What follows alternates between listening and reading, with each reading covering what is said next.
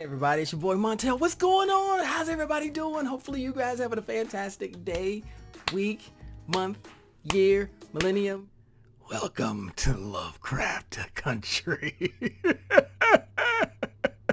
What the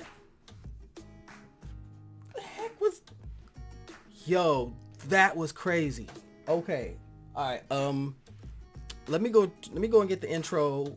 And I'll be back with you guys in a second, okay? Brain, mouth, heart. Oh, wow. Wow. Get ready. Wow. Wow.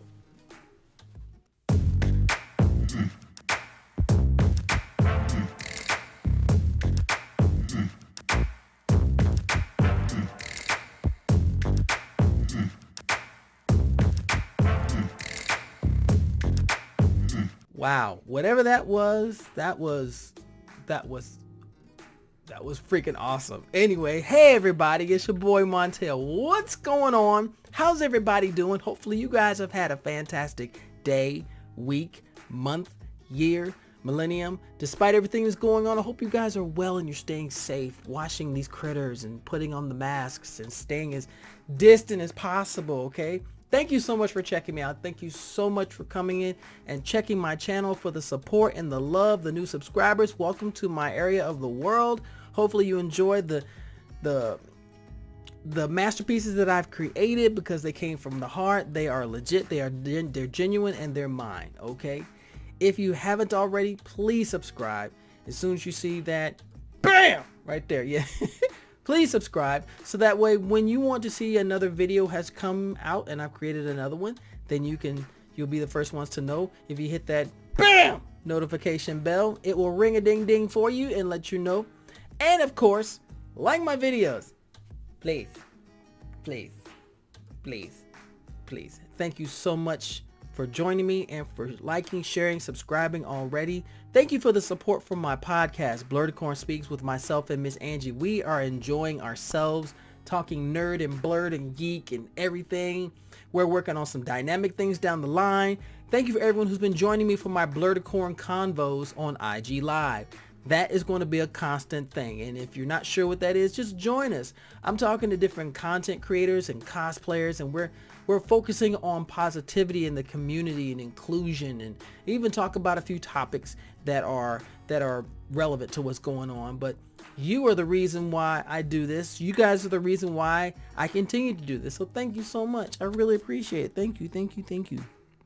All right, so we move on. As you could tell, today's video, I am going to do my review, and it's not going to be long, about Lovecraft Country. I am caught up, even though there are only 2 episodes in, but my goodness, oh my goodness, I never thought I would ever see a Lovecraftian story done so well so far, with solid characters and story, and I love it. Lovecraft Country is based after the novel written by Matt Ruff, and it tells the story, and it focuses around one particular character. His name is Atticus Turner, or Freeman, depending on which, whether you're looking at the book or the show. And he is a Korean War veteran who's coming back to 1954 Chicago. Getting out of the war, he finds out that his father, Montrose Freeman, is missing. So he teams up with his uncle and Uncle George and his childhood friend Letitia, known as Letty, and they go on that journey. But they find out there's a lot more going on than just the mystery of why his father is missing. And they find out that they are part of a lineage that goes way back in time. But I don't want to give too much away. Just know that it's a fantastic story. It has elements of H.P. Lovecraft with eldritch horror and also the horror of Jim Crow 1950s. So you're still dealing on the sides of racism, but it's a solid cast. It's a predominantly black cast who's putting this on. So all the tropes that you see about black characters in movies and shows, they have to be funny or they have to play second banana. Oh no, they knock these out the box. They kill it in this show. So we've got Tick, Letty, and Uncle George, and they're on the search to find Tick's father, Montrose. And that's when we find out that he is part of a lineage that dates back so far you won't even believe it, even of biblical proportions. But there is Lovecraftian lore mixed all in here. And I know the journey is just starting, but oh my gosh, the pace is brilliant.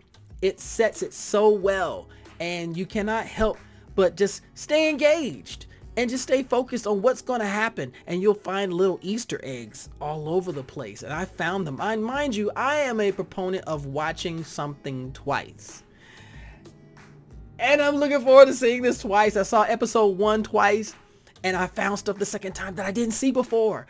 Oh my goodness. And the story still continues to stay engaging. And the second episode, which I just watched not too long ago, I was catching on so many different aspects and just little things and even tropes. I was like, oh wow, I didn't see this. I wouldn't have thought of this. And they were picking up on I was picking up on so many things. I was getting excited, waiting for the next minute to happen to see what was going on with the story. And of course, we find out later that Michael K. Williams portrays Montrose Freeman. And we're still trying to figure out everything around him, like why was he missing, what was going on, and everything else. And there is a good amount of action in here. Now, mind you, when I say action, I don't mean in the sense of car crashes and explosions, although there's some of that in there, but there's the element of fast pace and what's going on, a sense of urgency with the characters. Why are we here? What's going on? Where's his father? Why do you need me? And it's like, go, go, go, go, go. And I'm like, oh, and I'm sitting there, before I know it, my tea is gone, my soda's gone, my snacks are gone, and I'm still engaged. I'm still wrapped up in it. And you can't help but get connected with each of these individual characters and their own worlds and what they're dealing with mentally. Although we never always find out what's going on in their minds, we can't help but relate to it. Like Tick wants to know what's going on with his father, but at the same time, he wants to unravel this mystery because he's no stranger to fiction and fantasy and the mysteries of the universe and different lore and things like that. So he's no stranger to that, but he wants to know what's going on surrounding the mystery of his father and himself, and what's the relevance and how this all came about and why him.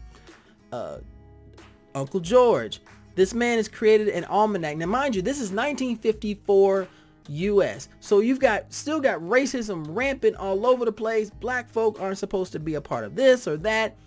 Less than human, not even considered citizens. It's oh my gosh, you see it, it's there.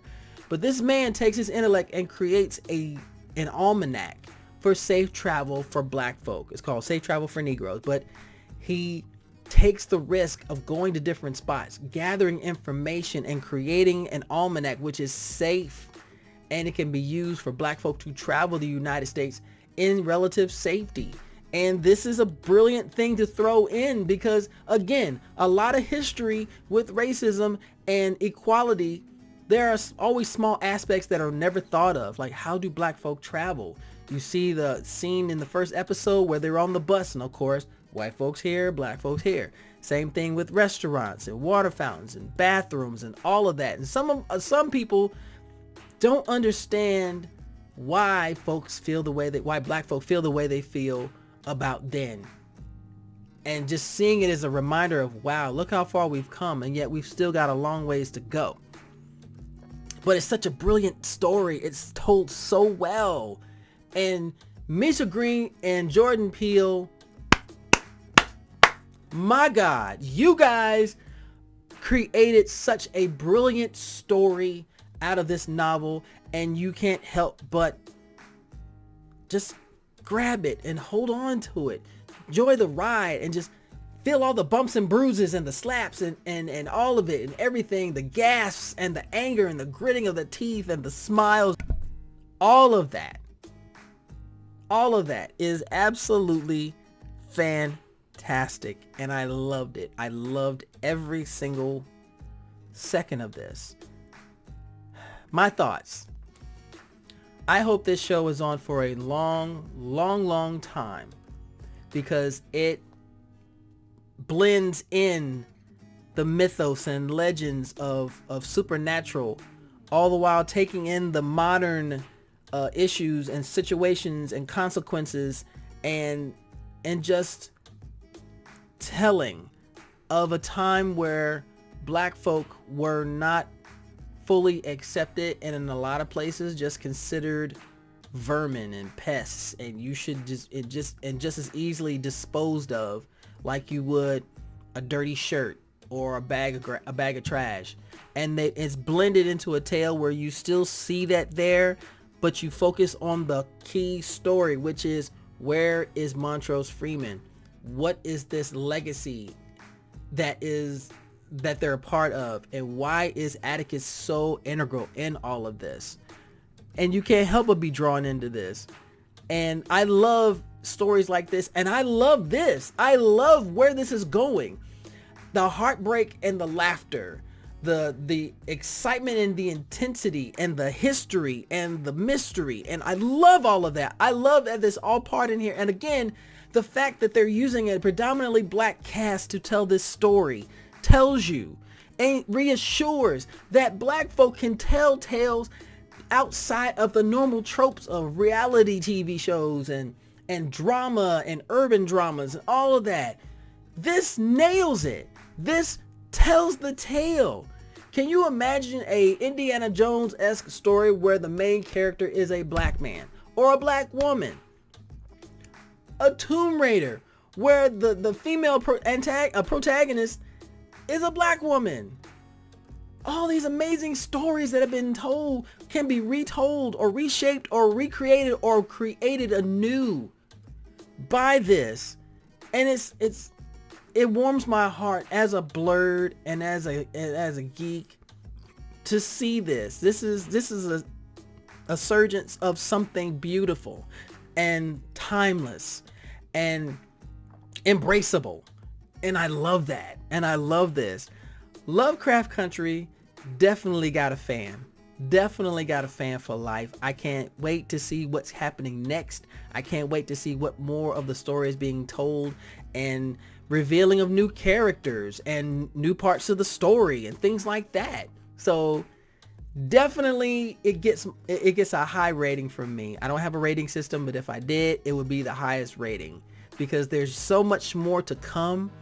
There is so much more to see and to hear and to learn, and most importantly to talk about, because this is definitely a conversation piece with everything that's in there. It's not just one trick pony. It is a stable of thoroughbreds of elements of a story. Go check out Lovecraft Country. It is on HBO and HBO Max. It premieres every Sunday at 9 p.m. If you have Hulu, you can add it onto your Hulu.